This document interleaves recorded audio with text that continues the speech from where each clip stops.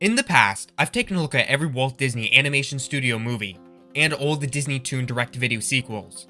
But two movies I haven't got a chance to look at are a Goofy movie and its sequel, an extremely goofy movie. Just when you thought it couldn't get any more goofy. These movies are a classic from tons of people's childhoods. Not mine. However, I definitely saw the first one, but I forgot it, so this is basically a new experience for me. The idea of a Goofy movie might sound like it would be a rather juvenile cartoon, but surprisingly, it's a mature movie with some strong family messages about the importance of a good parent-child relationship. It's much more aligned with the main Disney Studios animated movies, rather than anything else a part of the Mickey Mouse brand. Mickey gets Minnie, Donald has Daisy, but what does Goofy get? Paid. Nah, I'm just kidding. I think his wife might be dead. Goofy is also a single father in the movie. It's never stated who the mother is, but we can assume that Goofy's a widower. You know, Max, ever since your mom died. Now, if you're wondering why I didn't talk about these movies in the previous videos I made, it's because it wasn't made by Walt Disney Animation Studios, but rather Disneytoons, the same studio responsible for creating the abundance of Disney direct-to-video sequels. And both movies being created by the same studio definitely helped them be a more consistent duology. Let's start off with the first movie. It's a genuine solid movie, especially for a studio that previously had only made mediocre sequels to other Disney movies.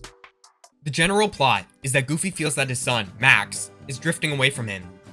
In order to bond with his son more, he plans a camping father-son trip in the great outdoors. The same trip Goofy had with his father when he was a little goof. I'm so sorry.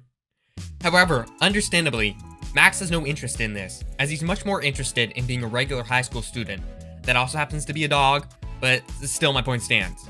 He's also much more concerned with some other stuff, like the pop star power line and his crush Roxanne.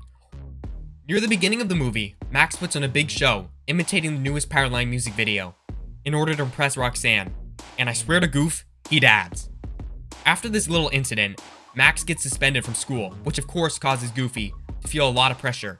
He already felt like him and Max weren't connecting anymore, but now he's worried Max is going down the wrong path in life.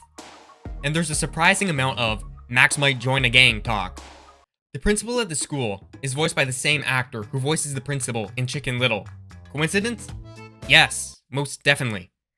After this whole shabacle, Pete is introduced, a character you might know from being an antagonist in a lot of old Mickey Mouse cartoons. He's the father of Max's best friend, Peach. Pete and Goofy both try to be the best fathers they can, but they both have very different approaches to parenting. Pete is much more disciplinary than Goofy, where Goofy is much more concerned with not only having a good father-son relationship, but also a friendship. By the end of the movie, Max makes his way onto a Powerline concert after lying to Roxanne that his father knows Powerline.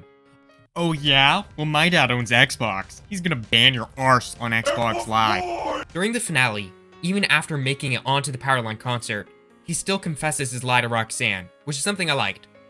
And then, Goofy dies. Overall, a solid movie, no real complaints.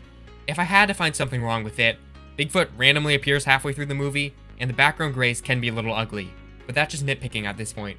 A real shockingly good movie that manages to be goofy while still telling a mature story. Next we have the sequel, which again focuses on Goofy trying to connect with his son, as Max is now heading off to college. The movie is another solid time. I would say I preferred the first slightly, but that's only because it was the first. These movies are pretty equal in quality.